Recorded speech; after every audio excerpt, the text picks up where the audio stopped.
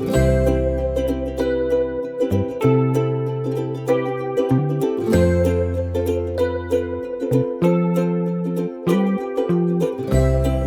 afternoon, everybody. This is Robin Ayub from the Localization Fireside Chat, and thank you for coming again and joining me on this particular recording of episode 131 out of our journey on the Localization Fireside Chat podcast. Since 2023, toward the end of the year, we've recorded 131 episodes with today's episode. So the audience continues to grow. Happy to report we're averaging about 1,000 downloads per day now. And that's a great number for a very focused podcast. We're not trying to be anybody in this podcast. We're just trying to be a voice of professional business and professional industries out there, and trying to take people who are such as my guest today. And I've got the distinct pleasure and the honor to be joined by David Smith. David is the CEO of ElderBerry.work. I can't wait to get to know David and what he does. And David, as we say on this channel, everybody's got a story. So let's start with this one. What is your story? Welcome to the conversation, by the way. Thanks, Robin, and it's great to be here. So I did an undergrad in environmental science way back before it was in vogue, and I learned about climate change, way back then. And for initially there wasn't a lot of application for it, but the last 25 years I've been able to merge it in with my business experience. I did an MBA later and that sort of thing, time in my life, aside from having kids, of course. And so we raised $60 million, won Best of Show at CES. Cisco had a deal to buy us, and then the market dropped. We imploded in 2000. So I moved on to become an executive at Whole Foods Market in Austin, Texas. I say that because with that experience, when they talk about Canada being a weak entrepreneurial culture, that we don't scale businesses very well, and that we don't commercialize our intellectual property very well, I can relate to that because I see kind of what the American experience is like, and it's quite dramatically opposed to what we're doing. And so as I thought about it, I thought, there's an elegantly simple solution to this, and it's staring us right in the face. It's a bunch of people out there like you and me aging up. No offense, but we're not these anymore. So we're aging up, and we have a lot of experience. And that experience is, in some cases, in many cases, not being leveraged the way it could be. A lot of times we're hard to find, fall through the cracks. I would argue that our economy is not deep enough to absorb this big cohort of boomers and those after into the workplace. There's too many of us. We're dominated by large companies that have become quite ruthless in their headcount reductions. We're not carrying as many people as they used to. And so that means that we got a lot of excess talent out there with really killer experience.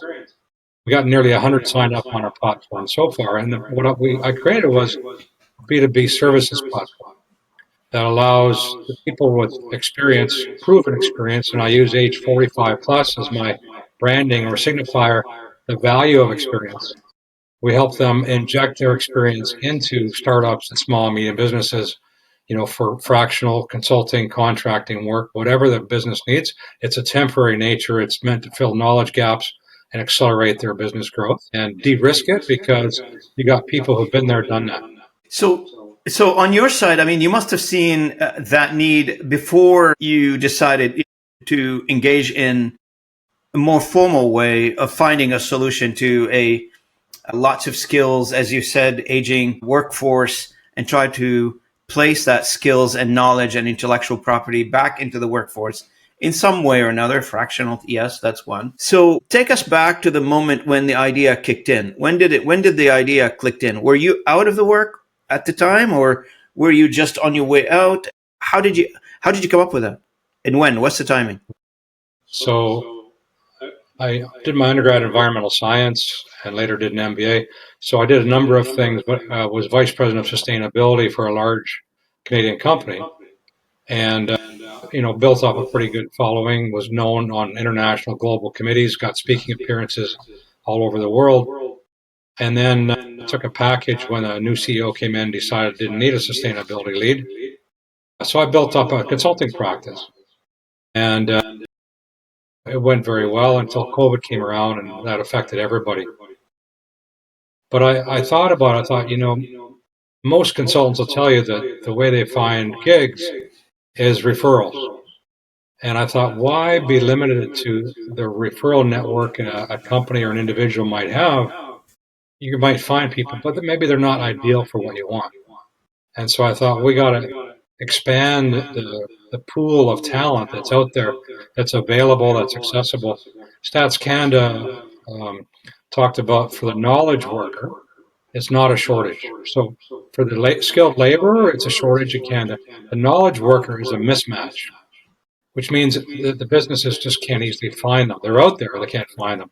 And so we solve that. We connect with age 45 plus consultants. They haven't been career consultants, by the way. They've learned how a business operates by being in the business.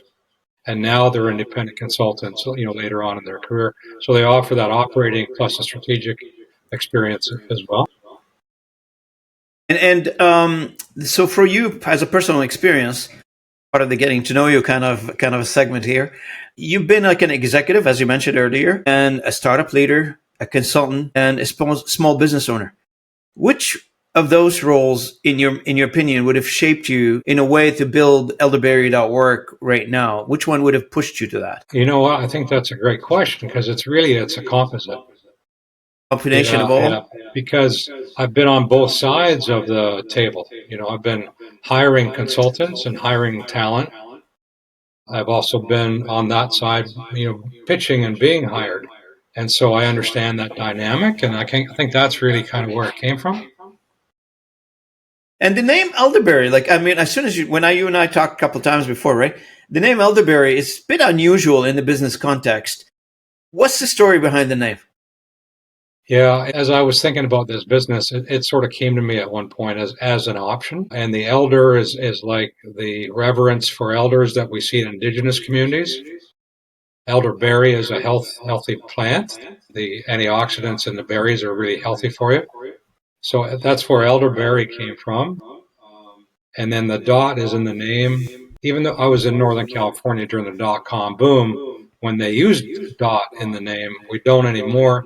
But I wanted to send a signal very clearly that this was an online play, a marketplace. So the dot's in the name, and then work, because that's what it's all about. So it's as simple as that. There's a more. So I was just going to say, there are a few company names out there that really, somebody tells you what the name of the company, and you're thinking, how did you come up with that name? I used to remember. So this company was in the tech sector, and they were doing some telephony switching or small telephony switching, and the company was called Brook Trout. I can remember the name of the company. It's always stuck in my head. Brook Trout Systems. That's what it was called, and I could not really connect the dots. Technology, Brook Trout, how the heck that works. But in your case, especially with the dot work, it sort of connects. I get it now. Elder, meaning elderly, like us. Not elderly, but elder. Yeah. And not elderly, though. That's not. No, not elderly. Okay. No. Elder meaning like the value of experience. The value of the experience. That's right. Like the Aboriginal elder. Yeah. But it's funny you mentioned about the names. I got a good story for you. So I mentioned I was with a startup in Northern California. It was called ShareWave, by the way. We were an early home Wi-Fi pioneering expert before Wi-Fi. In fact, I was on a marketing committee for the wireless industry with Intel and Microsoft and a bunch of others. And I remember having a conference call, and this was when the technology was still called IEEE 802.11b. And a couple of guys on the call, I think they were from Microsoft and Intel, said, hey, we came up with a consumer brand name for this. It's called Wi-Fi. It stands for wireless fidelity. What do you guys think? And I remember saying, yeah, that sounds pretty good. And then the name stuck. The name stuck. Yeah, Wi-Fi.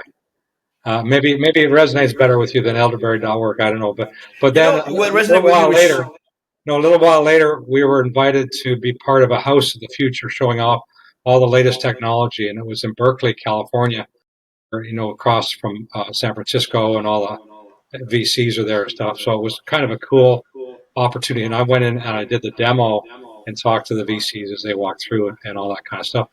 And when it was over, I talked to some of the fellow people who were demoing there, and these guys said, from a company called Research in Motion.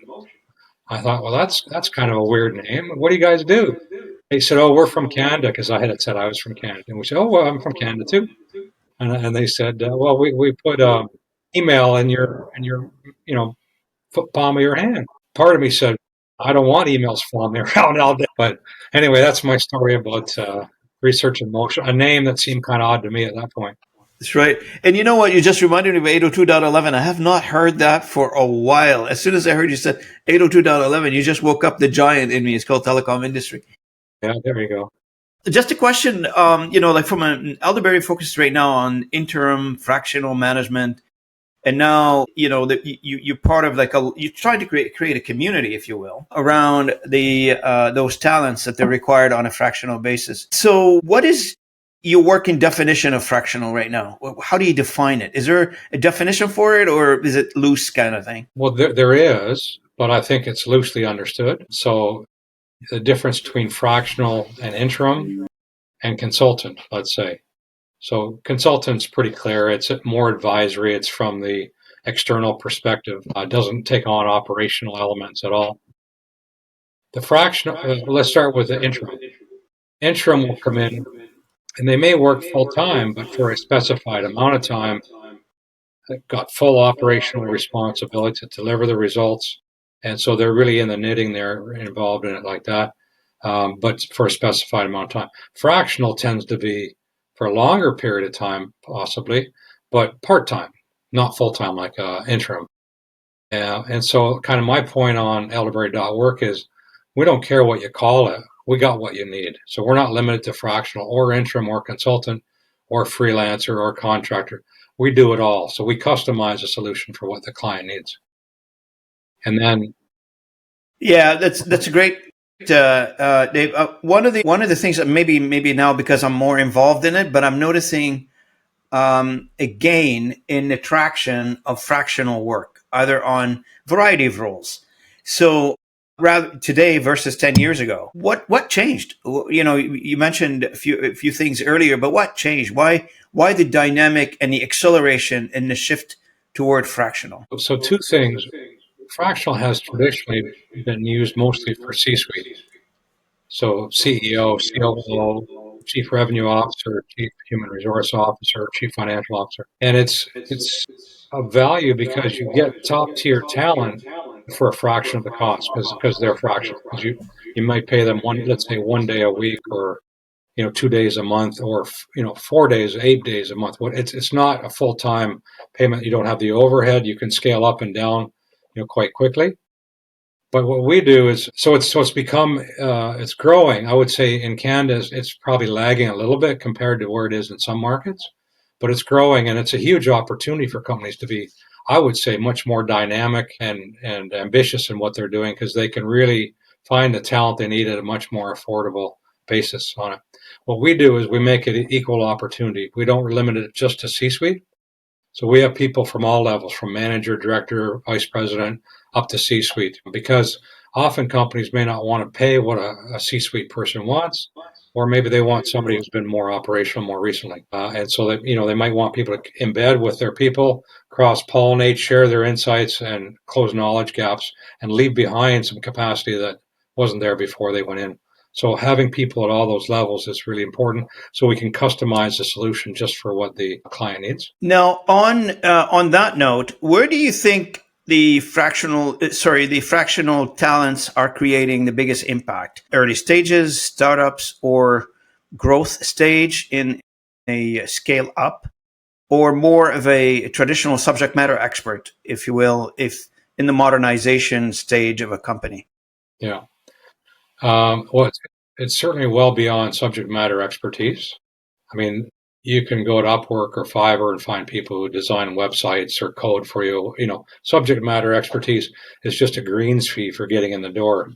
What experience buys you, and what I talk about is the value of experience and why we focus on that age 45 plus and being age forward about that and proud of the experience.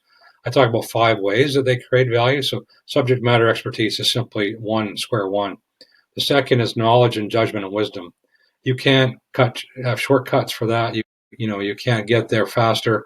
You got to be through the nuances of situations and learning and reacting and having successes and failures that you learn from. The third is soft skills.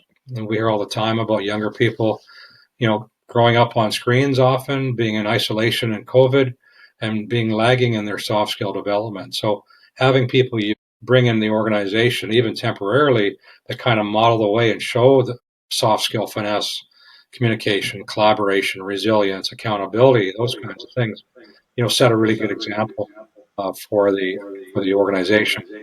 The fourth level is multi-generational teams are known to be 20% more productive than unigenerational teams because of the value. Is there validated stats on that? It is, yeah, absolutely. I pulled that from an actual study.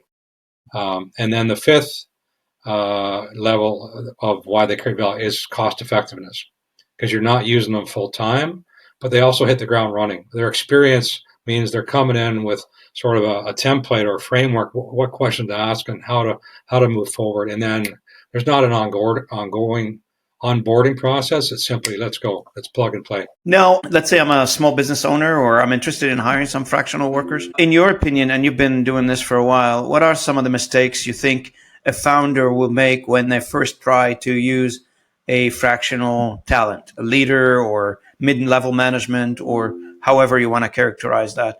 Because I'm assuming this idea that is fractional work, it's not new, but it's more prevalent now. And some people have used it before, but many, they have not used it yet. And they're thinking about it. And if they are thinking about it, maybe completely new experience to them. So maybe guiding them through that would be helpful too. Yeah, and that's one of the key initiatives of what I'm doing is sort of helping to evangelize this use of fractional or interim or consultants. And I say, we got a unique pipeline of talent, age 45 plus, curated, proven experience. We make them available on demand, self-serve. And so that combination of fractional, on demand, and curated pipeline of talent gives companies an ability to really accelerate what they're doing. But this is a new approach. And so part of what I'm doing is helping to evangelize about that. One of the challenges of fractional, because there's the business owner, probably has been in the saddle for a while. They have certain rhythm in their organization. They may or may not be open to fresh ideas. You hear often a lot that, well, our company's different. We got it's unique, but most of the consultants will tell you when they go in, it's not really that unique. What the client thinks is the problem isn't usually the problem. And so if there's an openness to that, no matter can this person really do what I need or want. Mm-hmm. So those are. Hey, Dave, on the subject of ageism, do you think this is a prevalent thing? Do you think that people are losing their jobs because of their age? No question. And in fact, we're nearly 100 consultants signed up on our platform now. Everyone's got the same story about ageism and being tired of it. They're trying to get things that they're overqualified for, and they're not being hired into it because there's just such a volume of people, and age is a stigma. Age, society hasn't caught up. Its perceptions of aging are outdated. But with the longevity that we're facing now, if you've looked after yourself, you've got extended middle years of high productivity. It's not like longevity is bringing ill health years at the end of your life. It's extra middle years where you're highly productive. But society hasn't caught up with that yet. And so that. So, I've seen this before, and that movie have played many times, unfortunately, in the economy here in Canada and across the globe for that matter. People lose their jobs because of many things. One of them is age. But I don't feel it's necessarily because of their skills, because by then, they wouldn't have lasted in a job because of their skills.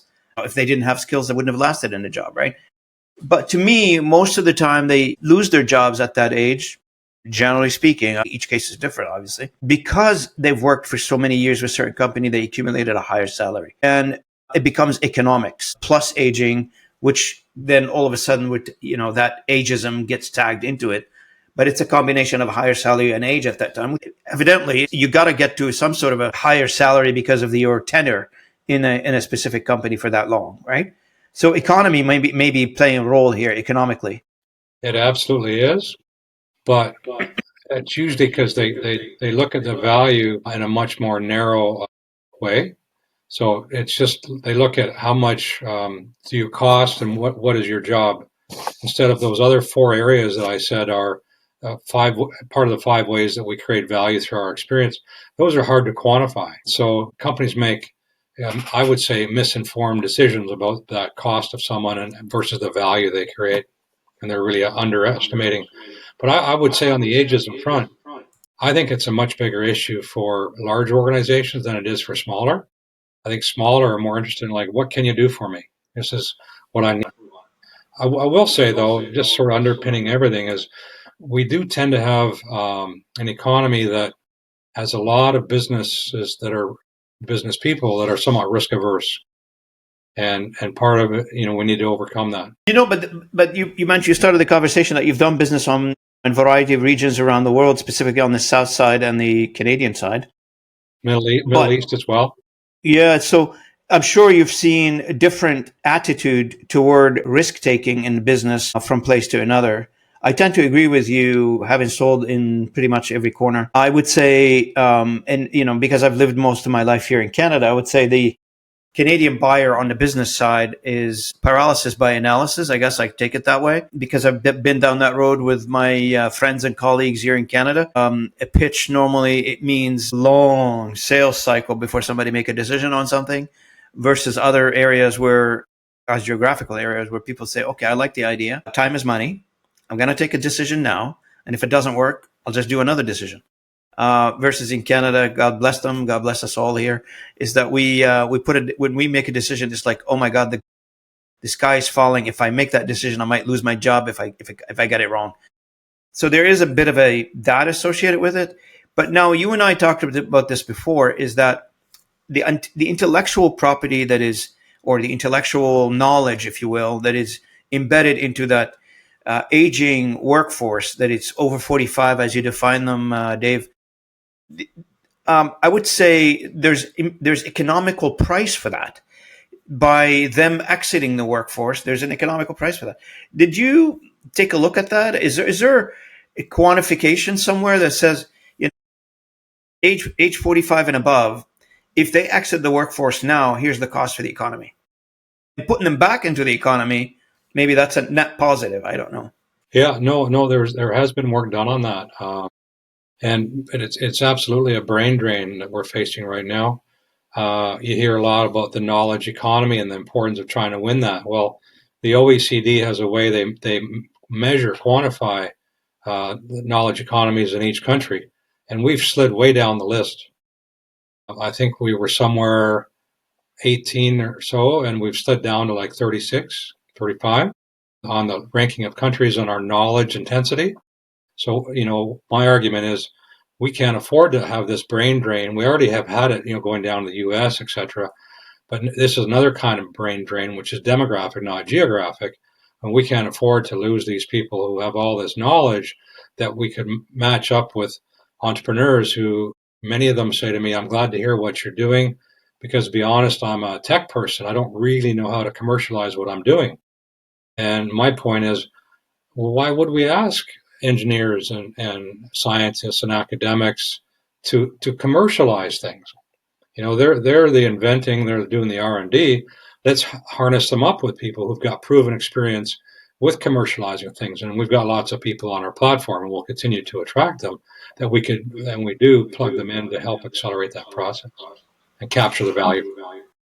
Now, let's move a little bit on and to how ElderBerry helps small to medium businesses de-risk some of the acceleration or some of the founding as you're going through your foundational time as a business. Now, from what I understand from ElderBerry and from what I've talked to you before, ElderBerry is a B2B marketplace that you give SMBs the place where they can find on-demand access to curated consultants or experts on a fractional or interim basis, project base. That must be a good news for a small, medium business company where you are constricted to a budget per se, and hiring high skill, high calibered individuals to come and join you may be cost prohibitive. These guys probably used to making hundreds, thousands of dollars out there, and you want to hire them for a fraction of that, and they probably won't be able to afford them on a full-time, but on a fractional basis, they may be able to add a lot of value. So could you walk us through a typical journey and I'm sure you have many of those, a startup founder that would come to ElderBerry and to fix a problem. And what happened next? Yeah, there's many entry points. And I was tracking along with you, and I got a point here, here, and here.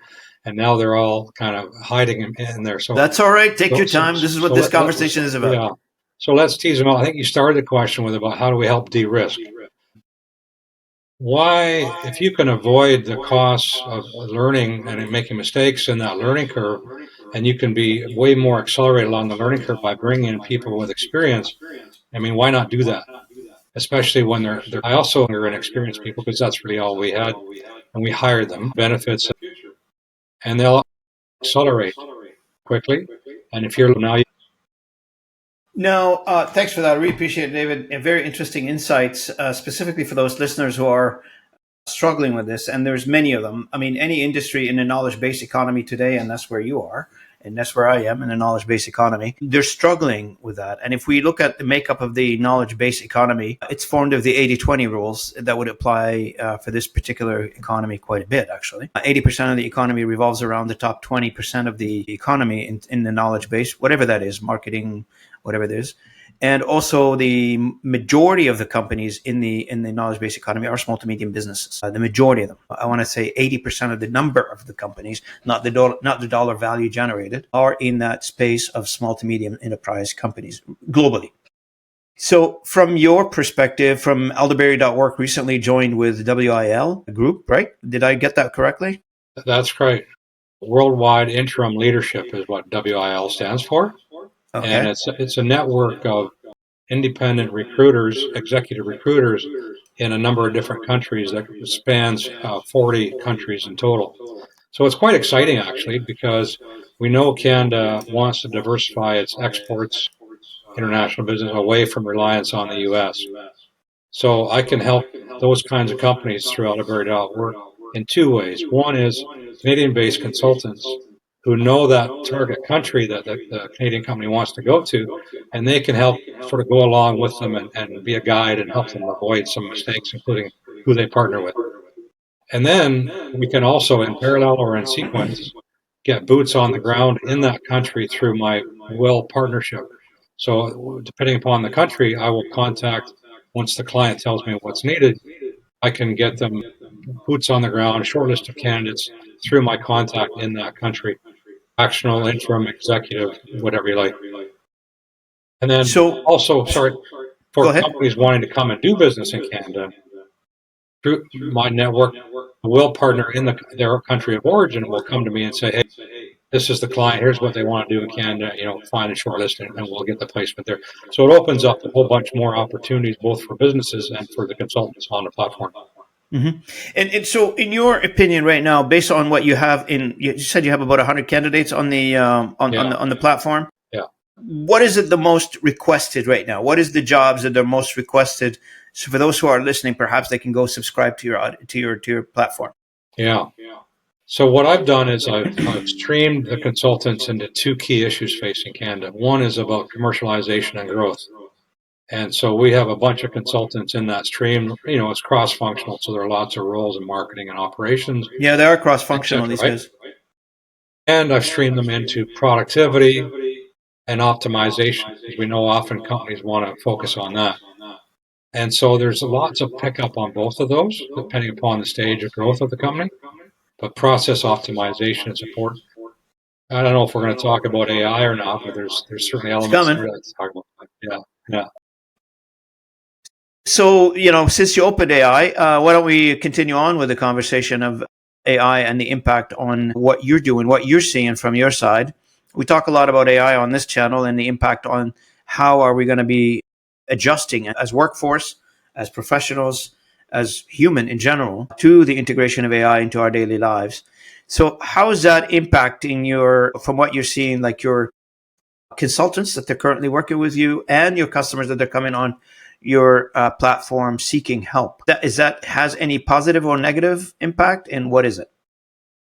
So there was a great article in the Globe Mail not too long ago about AI adoption in corporate Canada, and they listed a whole bunch of examples, and they virtually all were about productivity and cost reduction. And, before AI, when there was something that gave you that opportunity to cost reduce, you just did it. You didn't make a big deal about it, right?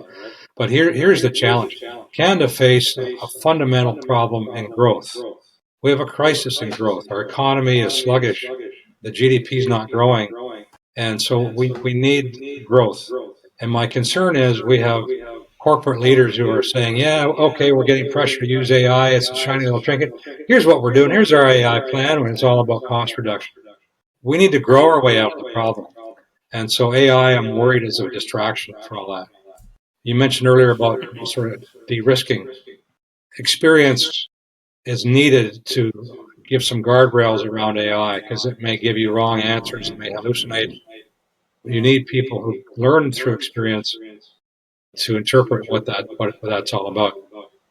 And so I worry also about younger people coming into the workforce using AI, and the studies are finding, and I'm sure this is going to keep getting, showing more and more evidence behind this, but they're not learning critical thinking skills. And so they're using AI and it solves it for them. So what's going to happen when they want a more senior job? They won't be qualified for it. And in fact, what's happening a lot is a lot of these entry-level jobs are just being deleted. Companies are saying, forget, I'll just get AI to do that. So we need growth, and that's going to take a mindset focus. We have the talent out there. We're just not aligning it. And we got to stop waiting for the government to do things for us.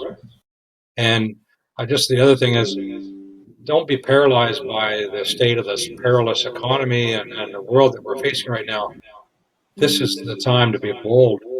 Bring in people with proven experience to drive your biggest dreams and help you move forward. With their experience, can de-risk it, can improve your probability of your results, and help your execution. I love how you mentioned it, how you said it, instead of solving our economical problem by cost cutting, why don't we solve the economical problem by growth? And it just, if you take it from a macro level or from a micro level at a business level, like macro meaning like the entire country, GDP, etc., then if you take it down to the miniaturized way of looking at it at a company level, and that's always been the dilemma. How many times do I have these stories? As you know, I do a fractional CRO. That's my primary work. I keep talking to people. I said, solve the problem by increasing revenue.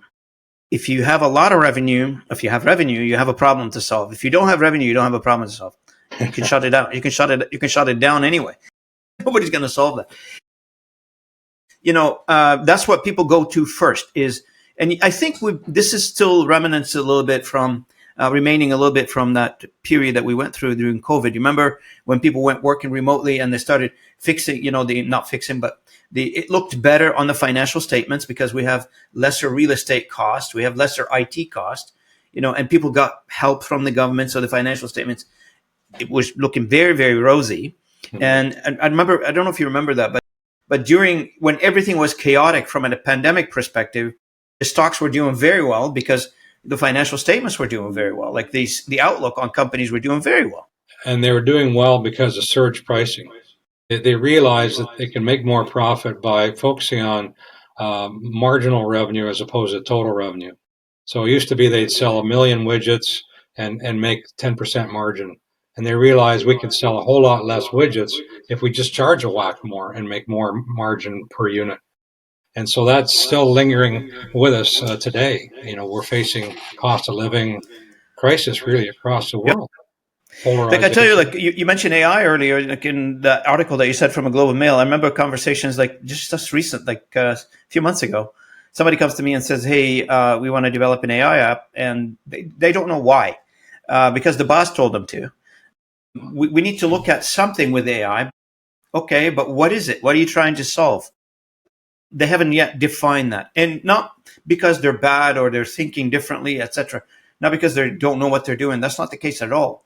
Because the idea is so pressured, is so shoved down so fast that I want results now. Nobody's taking the time to analyze where it doesn't work and where it does not work, and where does it fit, where it does not fit.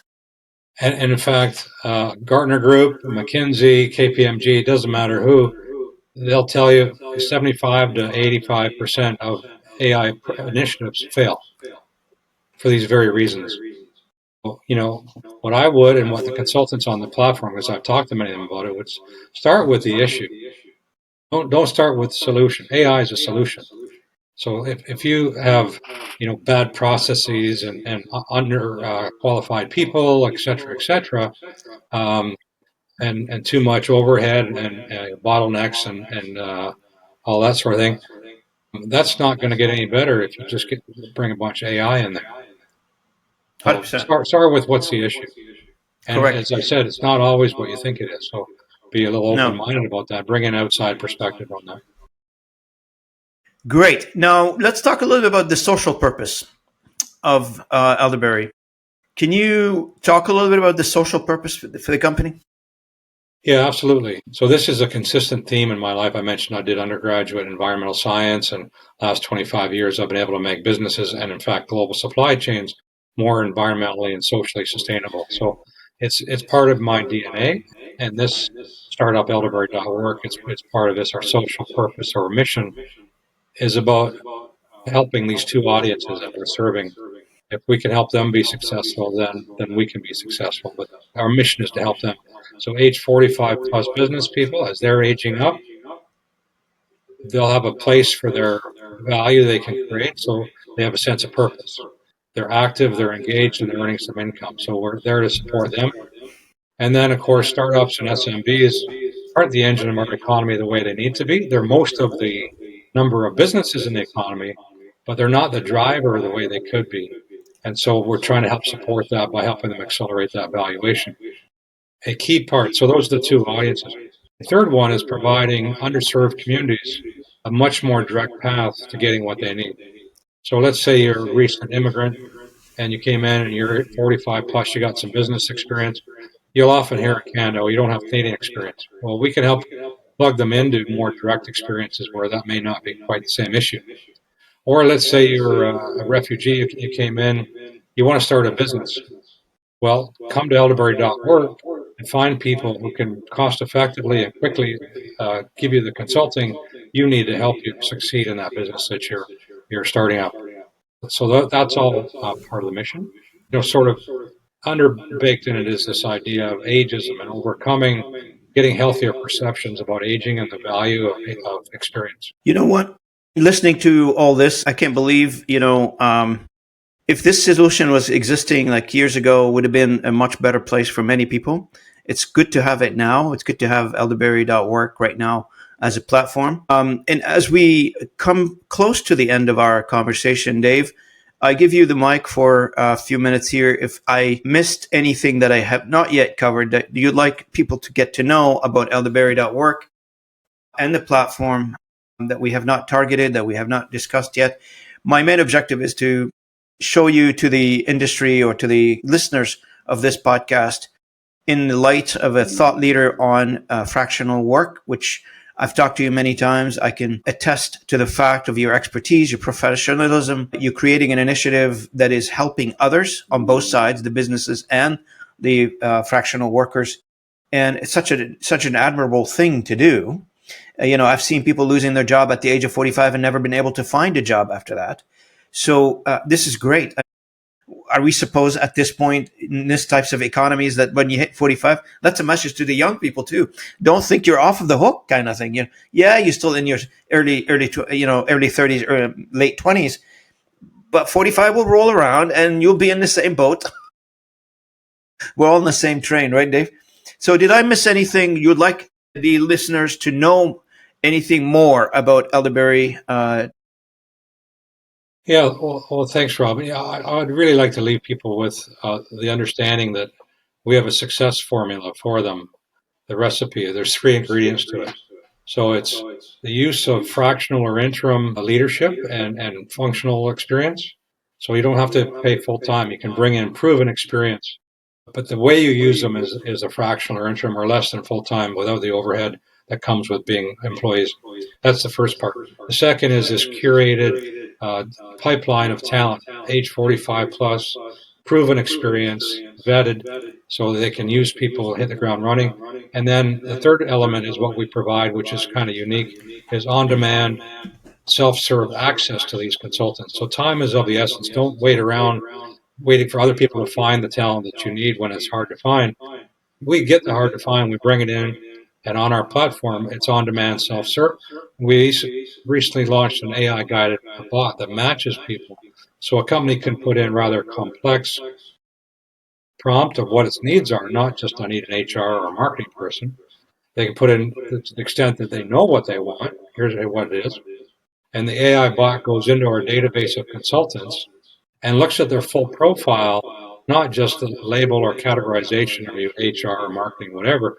Because when you have as much experience as 45 plus have, you've got experience much broader than can be categorized. So really important, the bot can go into the full profile of somebody and use that, and so you get an instantaneous shortlist of consultants that then you can then talk to. And there's no risk to it in terms of cost up front. It's free to browse. It's free to list people's experience, or companies can post jobs there or gigs there as well.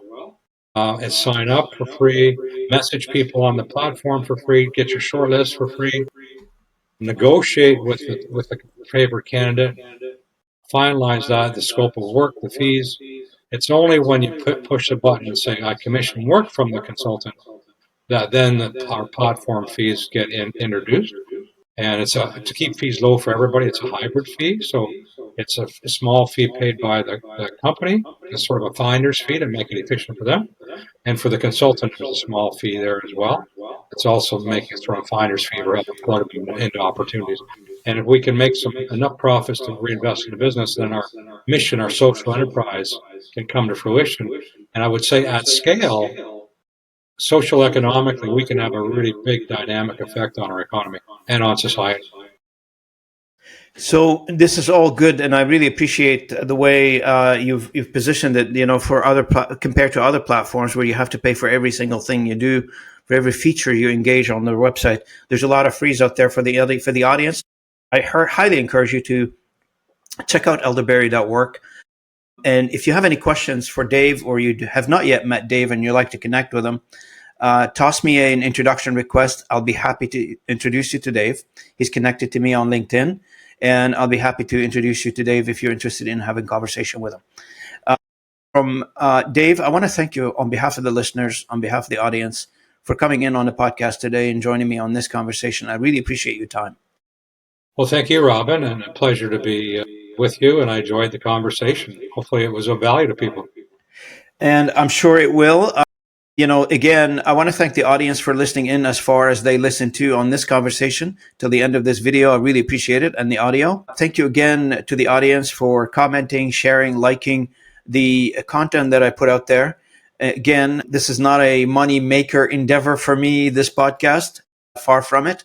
It's a one-man show. It's me. I don't have a marketing budget. I don't have anybody in the background with a bunch of hamsters running the wheel here. Just me, and I produce these contents during the week, and I edit on the weekend, and we publish the next week. So Dave, from me and the audience, thanks again. And to the audience, thank you again for listening in, and I will see you at the next episode. Thank you so much.